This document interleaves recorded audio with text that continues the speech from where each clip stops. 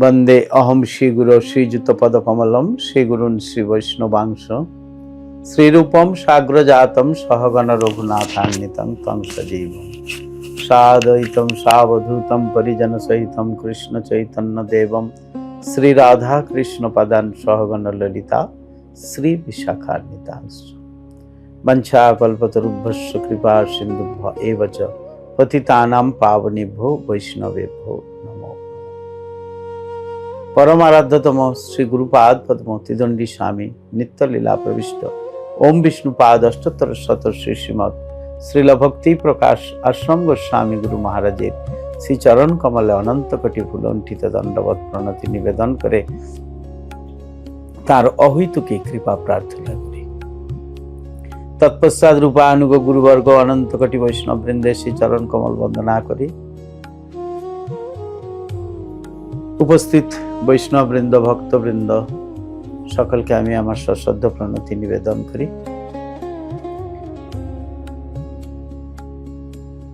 गुरुपाद पद्मेर अहैतुकी कृपाय गुरुवर्गेर अहैतुकी कृपाय आज आमरा जे कथागुली आलोचना करछि ता आमार आत्ममंगलेर उद्देश्ये। आमी चाই प्रतिटी जीव प्रत्येकटी आमार मतो बद्ध जीव सेई जीवदेर प्रकृत समस्या हच्छे जन्म मृत्यु चक्र। किन्तु जीव जखन भगवानेर संस्पर्शे आसे साधुगुरु वैष्णवेर संस्पर्शे आसे तखन एई चक्रेर गति सम्पूर्णभावे रोध हये जाय स्तब्ध हये जाय। अर्थात केउ यदि भगवत भक्तिते निरंतर मग्न थाकेन से गृहेई थाकुक बा आश्रमेई थाकुक जे अवस्थातेई थाकुक ना केन से तखन এইভাবে থাকার ফলে ভগবানের চরণে বা ভগবানের দিব্য নামে মগ্ন থাকার ফলে তার যে দিব্য আনন্দ আস্বাদন হয় সে যে দিব্য আনন্দ দিব্য আনন্দ লাভ করতে পারে তার ফলে জীব এই সংসার থেকে পূর্ণরূপে মুক্ত হয়ে যায়। সমস্ত বিজ্ঞ ব্যক্তিরা সেই কথা জানেন। অতএব হে বন্ধুগণ, হে ভক্তগণ, হে মানবগণ, হে বদ্ধ সংসারী জীবগণ, আপনারা সকলে অন্তরের অন্তঃস্থলে সেই অন্তর্যামী পরমেশ্বর ভগবানের ধ্যান করে তার সেবা করে তার আরাধনা করে নিজেদের জীবনকে ধন্য করুন। যদি ভগবানের আরাধনা করতে পারেন অন্তরের অন্তঃস্থল থেকে তাহলেই জীবনের পরম যে উদ্দেশ্য বা চরম যে উদ্দেশ্য তা সাধিত হবে। কেউ কেউ পরম সত্যকে পরম ব্রহ্মের নির্বিশেষ রূপ তার ব্রহ্মে লীন হয়ে যাওয়ার ফলে পূর্ণরূপে সুখী হওয়া যায় এই চিন্তা করেন। এটিকে বলে ব্রহ্ম নির্বাণ।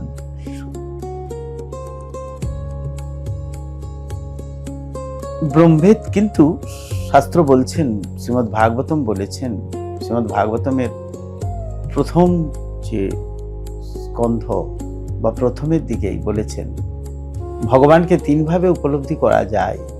যদিও ব্রহ্মেতি পরমাত্মেতি ভগবানেতি। ব্রহ্মে লীন হওয়ার ফলে ব্রহ্ম সুখ অনুভব করা যায়, কিন্তু বাস্তবে সেখানে গুরুপাদ পদ্ম বলেন বাস্তবে সেখানে কোনো সুখ নেই। ব্রহ্মে লীন হয়ে গিয়ে লাভ কি হবে? যদি একটা পোকা আগুনের সামনে আসে, আগুনের কাছে আসে, তাকে পুড়ে যেতে হয়, পুড়ে ছাই হয়ে যায়, সেখানে সে কি সুখ লাভ করে? সে আসে সুখের আশায়, কিন্তু সুখ তার কাছে কিছুই উপলব্ধি হয় না। ব্রহ্মজ্যোতি হচ্ছে ভগবানের দেহ নির্গত রশ্মির জন্য।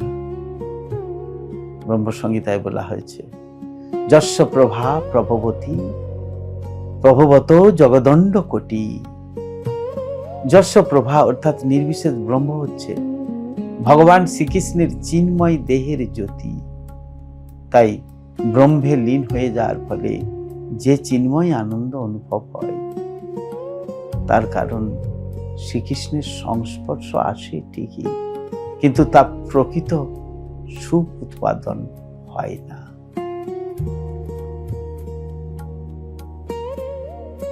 গুরুবর্গ বলছেন, শ্রীকৃষ্ণের সঙ্গে পূর্ণরূপে যে সম্পর্ক স্থাপন করা, তাই হলো পূর্ণ ব্রহ্মসুখ। মন যখন নির্বিশেষ ব্রহ্মের সংস্পর্শে থাকে, তখন জীব প্রসন্ন হয় ঠিকই, কিন্তু সেটা ক্ষণিকের। আমরা কলির জীব, বেশিক্ষণ ফোল্ড হয়ে বসে থাকতে পারি না। ভগবানের ধ্যান করতে গেলে, ভগবানের আরাধনা করতে গেলে, ভগবানকে লাভ করতে হলে, তার যে পরমাত্মা, সেই পরমাত্মাকে লাভ করতে গেলে ধ্যান করতে হবে। সেটা কলিতে খুবই কষ্টদায়ক। পূর্বে ছিল তা যখন নাকি সত্যযুগে ছিল, হাজার হাজার বৎসর ফোল্ড হয়ে বসে ভগবানের ধ্যান করতে করতে, ভগবানের তপস্যা করতে করতে পরমাত্মা রূপী ভগবানকে তারা একবার হৃদয়ে দর্শন করতে পারতেন। কিন্তু সে সুখ ক্ষণিকের, সে দিব্য আনন্দ, দিব্য সুখ। সেই আনন্দে তারা সারাটি জীবন ধরে তপস্যায় রত থাকতেন, কিন্তু একবারই মাত্র আনন্দ, সেই চতুর্ভুজ মূর্তি হৃদয়ে যে পরমাত্মা রূপে যে ভগবান আছেন, ক্ষীরোদকশায়ী বিষ্ণু পরমাত্মা রূপে আমাদের হৃদয়, প্রতিটি জীবের হৃদয়ে বিরাজমান। তাই সেই ভগবান যখন এইভাবে বিরাজ করেন এবং তিনি যখন সেই তপস্যার ফলে দর্শন দান করেন, তখন একটা দিব্য আনন্দ অনুভূত হয় ঠিকই, কিন্তু সেই আনন্দ তো ক্ষণিকের। তাই ব্রহ্মসুখ এবং এই যে পরমাত্মার সুখ, তা নিছক কষ্টদায়ক, ভীষণ কষ্টদায়ক এবং দুঃখদায়ক। অবশেষে তিনি বলেছেন, ভগবানেতি, ভগবানকে এর সেবা করা। কলিতে ভগবানের সেবা করে সুখ লাভ করো, ভগবানের নাম করে সুখ লাভ করো, দিব্য প্রেম লাভ করো, এবং সেই নামের মাধ্যমে ভগবান তোমার কাছে আসবেন, তোমার সাথে কথা বলবেন, তোমার সাথে তিনিও নাম সংকীর্তন করবেন। তুমি সদা সর্বদাই তার নাম এবং নামী অর্থাৎ শ্রীকৃষ্ণের নাম এবং শ্রীকৃষ্ণ, এই দুইটি সম্পূর্ণরূপে পৃথক, এই দুইটি সম্পূর্ণরূপে এক, পৃথক বললাম, ভুল বললাম, সম্পূর্ণরূপে এক। তাই নাম এবং নামী, যখন নাম কেউ করে, তার নাম হরে, দিব্য নাম, হরে কৃষ্ণ কৃষ্ণ কৃষ্ণ হরে হরে, হরে রাম রাম রাম হরে হরে, এই নাম যখন কেউ করে, তখন সে দিব্য আনন্দে তার হৃদয় ভরে যায়, যদি বাস্তবে সেই অন্তরের অন্তঃস্থল থেকে সেই নামকে কেউ বের করতে পারে। তাই আমরা সেই সুখ যদি উপলব্ধি করতে চাই, যদি বাস্তব আমরা সেই সুখ উপলব্ধি করতে চাই, যদি বাস্তবে আমরা সেই সুখ পেতে চাই, যদি বাস্তবে আমরা ভগবানকে লাভ করতে চাই, তাহলে আমাদের ভগবানের এই দিব্য নামের মধ্যে আসতে হবে। ব্রহ্মজ্যোতিতে লীন হয়ে যাওয়ার ফলে ব্রহ্মানন্দ লাভ হয়, কিন্তু শাস্ত্র বললেন, শ্রীমদ্ ভাগবত বলছেন যে তার অর্বুদ গুণ অধিক আনন্দ অনুভূত হয় ভগবত ভক্তির মাধ্যমে। ভগবত ভক্তির আনন্দের এক কণিকারও তুল্য নয়, ভগবত ভক্তির আনন্দের এক কণিকারও তুল্য নয় এই যে ব্রহ্মানন্দ। শাস্ত্রে যদিও বলেছেন, গীতায় ভগবান বলেছেন ব্রহ্মভূত প্রসন্নাত্মা, আত্মা প্রসন্ন হয় ব্রহ্মভূত, ব্রহ্মে লীন হয়ে গেলে। কিন্তু সেটা একদম সম্পূর্ণ আলাদা কথা। অনেকে এই কথাটা নিয়ে অনেকে ব্রহ্মবাদীগণ তারা অনেক আলোচনা করছেন, অনেক চিন্তা ভাবনা করছেন। কিন্তু ব্রহ্মভূত প্রসন্নাত্মা ন শোচতি ন কাঙ্ক্ষতি সম সর্বেষু ভূতেষু, ভগবান কি বলেছেন, মদ ভক্তিং লভতে পরাম, মদ ভক্তিং লভতে পরাম। যিনি এইভাবে যে চিন্ময় ভাব লাভ করেছেন, তিনি পরম ব্রহ্মকে উপলব্ধি করেছেন। পরম ব্রহ্মকে না স্বয়ং শ্রীকৃষ্ণ। তিনি কখনোই কোনো কিছুর জন্য শোক করেন না, তিনি কোনো কিছুর আকাঙ্ক্ষা করেন না, কোনো কিছু কামনা করেন না, তার কোনো কামনা থাকে না। তার একমাত্র কামনা থাকে ভগবত ভক্তি। ন ধনম ন জনম ন সুন্দরীম কবিতাম বা জগদীশ কাময়ে মম জন্মনি জন্মনি ঈশ্বরে ভবতাদ ভক্তি অভূত। ভগবান শ্রীকৃষ্ণ চৈতন্য মহাপ্রভু তিনি যে বলে গেছেন যে একমাত্র তার শ্রীচরণে অহৈতুকী ভক্তি, অহৈতুকী ভক্তি লাভ করতে চায়, অন্য কিছু চায় না, না ধন চায় না, না জন চায় না। প্রভু তব পদযুগে মোর নিবেদন, নাহি মম স্বরূপ দেহ সুখ বিদ্যা ধন জন। অন্য কিছু চায় না, আমি শুধু একটাই চাই, তোমার চরণ অহৈতুকী ভক্তি। এই বিষয়ে যে প্রীতি এবে আছে আমার, সেই মতো প্রীতি হোক চরণে তোমার। আমার যেন অহৈতুকী ভক্তি হয়, আনলিমিটেড ডিভোশন। আমি অহৈতুকী ভক্তি পেতে চাই তোমার শ্রীচরণে, আমার আর অন্য কিছু লাগবে না। কি করে হয় তা? অহৈতুকী ভক্তি পেতে হলে তার নিরন্তর তার সেবায় নিয়োজিত হতে হয়, নিরন্তর তার নামে মগ্ন হতে হয়। তখনই ভগবানের শ্রীচরণে অহৈতুকী ভক্তি লাভ করতে পারে।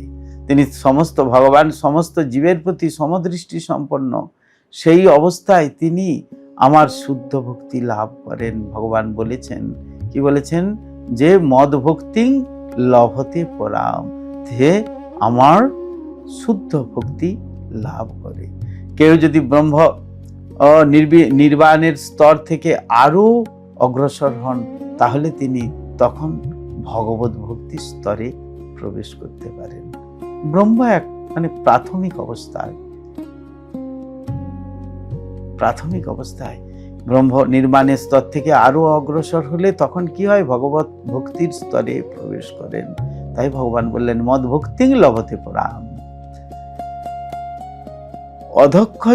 অধক্ষজালম্ভম শব্দটির অর্থ মন এবং মনোধর্মী জল্পনা কল্পনার অতীত পরম সত্যের সঙ্গে সর্বদা মনকে যুক্ত রাখা। আমরা দেখি ভক্তির উদাহরণে, ভক্তি জগতের উদাহরণে আমরা দেখতে পাই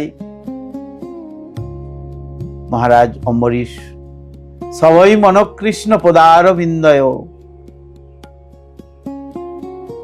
তিনি ভগবান শ্রীবিগ্রহ আরাধনার ফল মনকে সদা সর্বদাই যুক্ত রেখেছেন। সর্বদা ভগবানের সেবায় যুক্ত হওয়ার ফলে এবং তার শ্রীপাদ পদ্মের কথা ধ্যান করার ফলে, তার শ্রীপাদ পদ্মের কথা সদা সর্বদাই চিন্তা করার স্মরণ করার ফলে আপনা থেকে এই সমস্ত জড় কলুষ থেকে মুক্ত হওয়া যায়।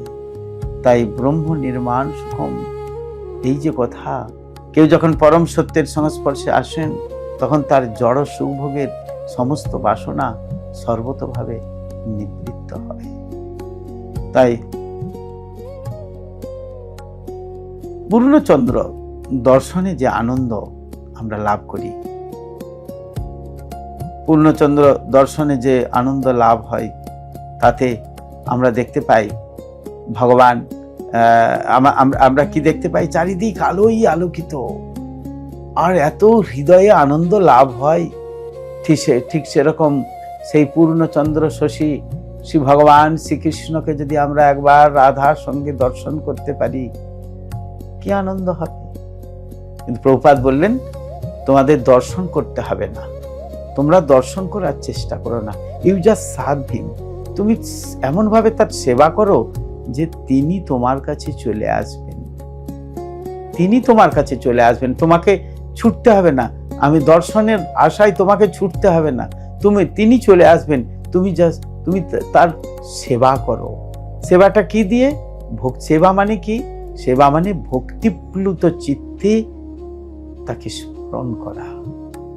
আমরা মঠ মন্দিরে যা কিছু করি, তার জন্য রান্না করছি, আমরা সবই যেমন সাধারণ মানুষ করে একই কর্ম করে যাচ্ছি। আমরা সাধারণ মানুষ যেরকম করে, রান্না করে, খায়, বাজার করে, জিনিস কেনে, তারপর চাষ করে, ইত্যাদি ইত্যাদি ইত্যাদি সব কিছুই যা যা কিছু করে সকলে, আমরা সেগুলো সবই করছি। কিন্তু সংসারী মানুষ করছে সংসারের জন্য, পুত্র কন্যা, অনলি তার পুত্র কন্যা, ঘর বাড়ি, ঘর বানানো ইত্যাদি। কিন্তু একজন সাধক, কলিযুগের সাধনাটা এরকমই দিয়েছেন প্রভুপাদ ভক্তি সিদ্ধান্ত সরস্বতী ঠাকুর। বাড়ি বানাচ্ছ, ঠিক আছে, তুমি ভক্তদের জন্য বাড়ি বানাও, সাধুদের জন্য বাড়ি বানাও, 5 তলা 10 তলা 20 তলা 7 তলা 8 তলা বিল্ডিং বানাচ্ছ, মন্দির বানাচ্ছ, কত নবচূড়া 21 চূড়া, এত বড় তুমি বিল্ডিং মন্দির বানাচ্ছ। কার জন্য মন্দির করছে? মন্দিরটা কোনো অহংকার করার জন্য নয়, মন্দির হয়েছে একমাত্র ভগবান শ্রীকৃষ্ণের জন্য। মন্দিরে থাকেন ভগবান, আর আমি থাকি, ভগবান আমার, আর আমি তার আশ্রিত যে গুরুদেব, তার আশ্রিত যে ভক্ত, তিনি হলেন গুরুদেব। সেই সদ্গুরুর চরণে আমরা থাকি। তাই আমরা যদি সকালে ভগবানকে সেইভাবে ডাকতে পারি, সেইভাবে বুঝতে পারি, তাহলে ভগবান আমাদের করুণা করবেনই করবেন। তাই নিরন্তর কৃষ্ণ নাম করতে হবে। কলিযুগের কৃষ্ণ নাম হলো হরে কৃষ্ণ কৃষ্ণ কৃষ্ণ হরে হরে, হরে রাম রাম রাম হরে।